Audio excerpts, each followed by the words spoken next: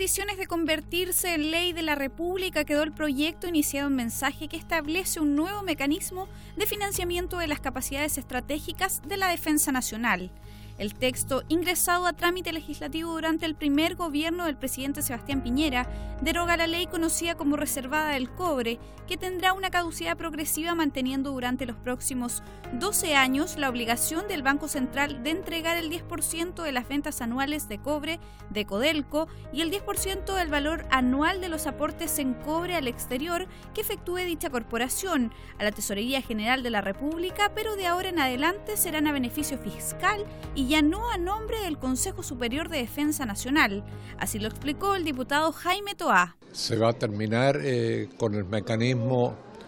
de que las ventas de cobre provenientes de Codelco, un 10%, tenían que ir forzosamente al presupuesto de las Fuerzas Armadas. Este es un paso de un Estado democrático que hay que remarcar y reconocer como un éxito del actual gobierno. En segundo lugar, que se establece la preeminencia del poder civil sobre el militar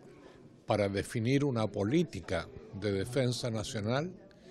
y que de esa política de defensa nacional emanen las necesidades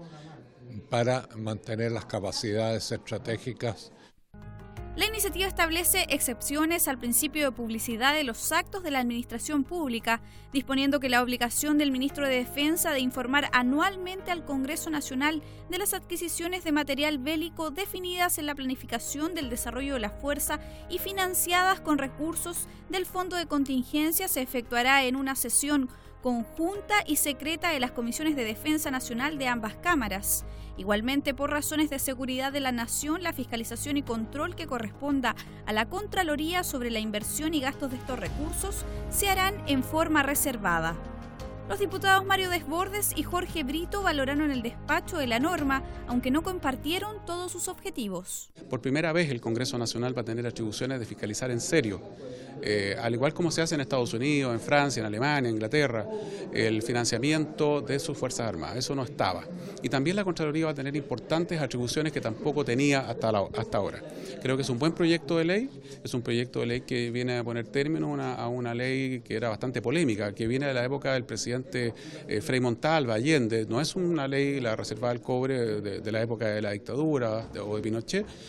pero ya se había transformado en un hito también, y por lo tanto creo que era importante avanzar democráticamente, como corresponde aquí en este Congreso, en terminar con ese financiamiento y buscar un financiamiento que fuera más razonable. La adquisición de material, el mantener nuestra capacidad estratégica va a ser financiada con presupuesto general de la Nación, eso es muy importante. Se establece un aporte basal, o sea, hay un piso mínimo, ¿ya?,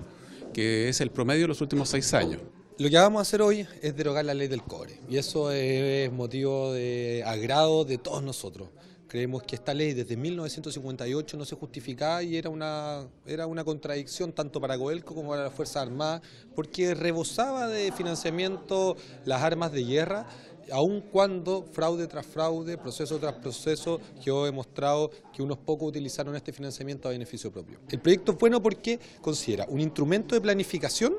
un instrumento de financiamiento plurianual de 5 años, que a mí me encanta la idea de que el Estado invierta de manera inteligente, y me gustaría que invirtiera de manera inteligente en educación y en salud también, y no solamente para armas de guerra, pero además pone un piso mínimo de $500 millones para armas de guerra todos los años. Independiente de lo que diga la planificación, independiente de lo que diga el Congreso Nacional, $500 millones. Entonces, yo creo que en este acuerdo entre los altos mandos de las Fuerzas Armadas, el gobierno, la concertación o nueva mayoría y la derecha, creo que hay un piso mínimo que es muy alto, que no se justifica, que no tiene sustento más allá de las desconfianzas.